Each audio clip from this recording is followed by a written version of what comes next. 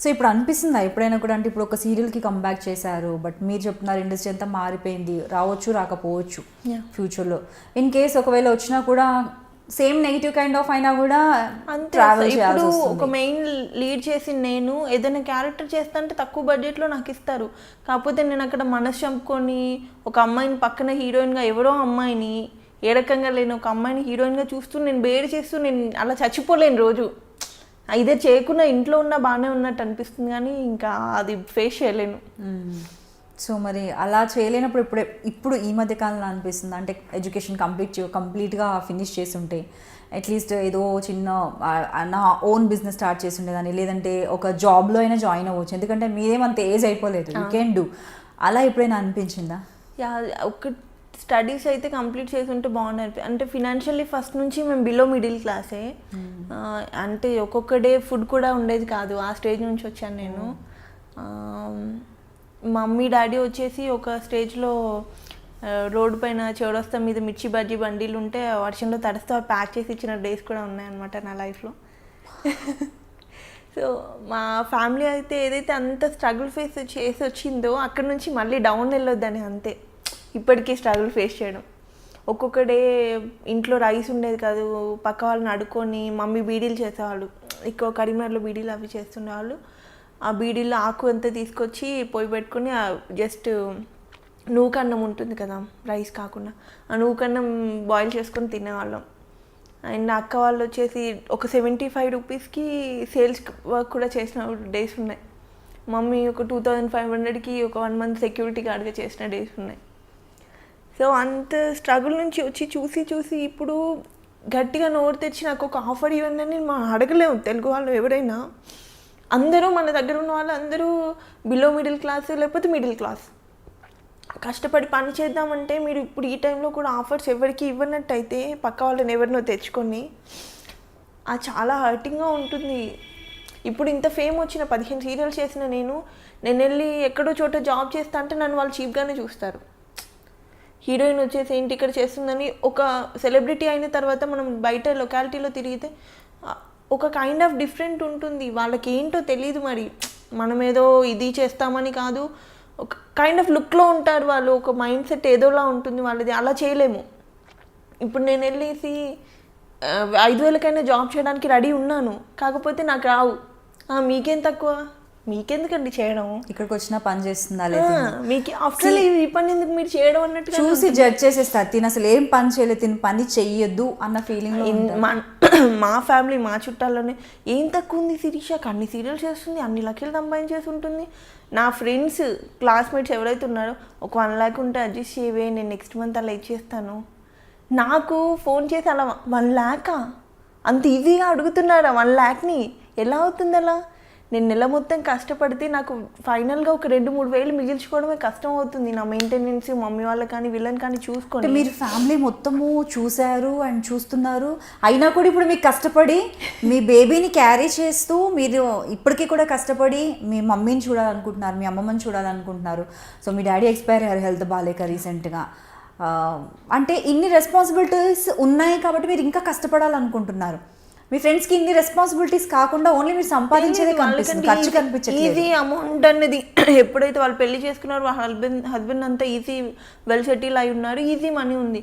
నేను ₹1 1000 పేమెంట్కి day and night work చేసిన days ఉన్నాయి. ఇవాళ మార్నింగ్ 6కి వెళ్తే నెక్స్ట్ డే మార్నింగ్ 6కి ప్యాకప్ అయ్యి వర్క్ చేసిన, ఎందుకు రామ్లం అండి దగ్గర నేను ఒక 5-6 డేస్ కంటిన్యూస్గా అలా వర్క్ చేసిన డేస్ ఉన్నాయి, వర్షంలో చలిలో.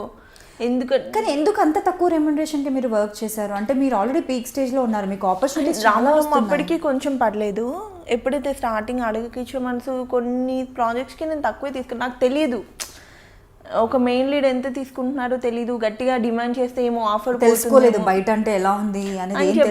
అక్క కూడా ఏంటంటే చిన్న రోల్స్ చేసి వచ్చింది, తను ఎప్పుడు మెయిన్ లీడ్ చేసింది తెలీదు. ఒకవేళ గట్టిగా డిమాండ్ చేస్తే ఆఫర్ రాదేమో, ఎందుకు ఛాన్స్ తీసుకోవడం, అంత ఫుడ్డే లేకుండా స్టేలో వచ్చిన దానికి ఇప్పుడు ₹1000 వచ్చినా పర్లేదు, నెలకు 10,000 వచ్చినా చాలు, నేను ఇందులో హ్యాపీగా బ్రతకొచ్చనే ఉండేదాన్ని నేను ఎప్పుడు.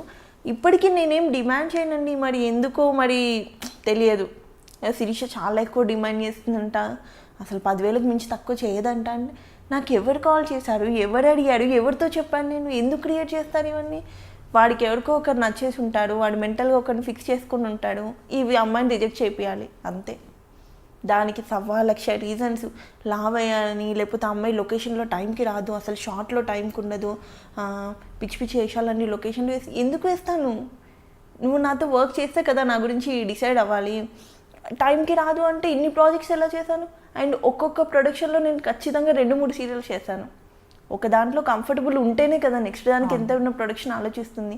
ఇవి అడ్డమైన రూమర్స్ అన్ని క్రియేట్ చేసి బ్యాడ్ చేయడం తప్పితే ఇడియట్స్కి కొంతమందికి పర్టికులర్గా వేరే వర్కే ఉండదు ఇండస్ట్రీలో అయితే, దానివల్ల ఇంకా సగం తగ్గిపోతుంటాయి. గాసిప్స్ రూమర్స్ అనేవి చాలా వస్తుంటాయి. ఇంకా స్పెషల్లీ అంటే ఒక్క సీరియల్ చేసి ఏదైనా ప్రాజెక్ట్ ఒకటి చేసి కొంచెం నేమ్ వస్తుందంటే చాలు, వెనకాల 100 మాట్లాడుకుంటారు. అలాంటిది మీరు 15 ప్రాజెక్ట్స్ చేశారు, మంచి ప్రొడక్షన్స్లో చేశారు, చాలా హార్డ్ వర్క్ చేశారు, మీకంటూ ఒక ఫేమ్ నేమ్ ఉంది. మీ పైన గాసిప్స్ రావడం అనేది అది కామన్ థింగ్. చాలా కాకపోతే దాంట్లో ఎన్ని నిజాలు ఉన్నాయంటారు?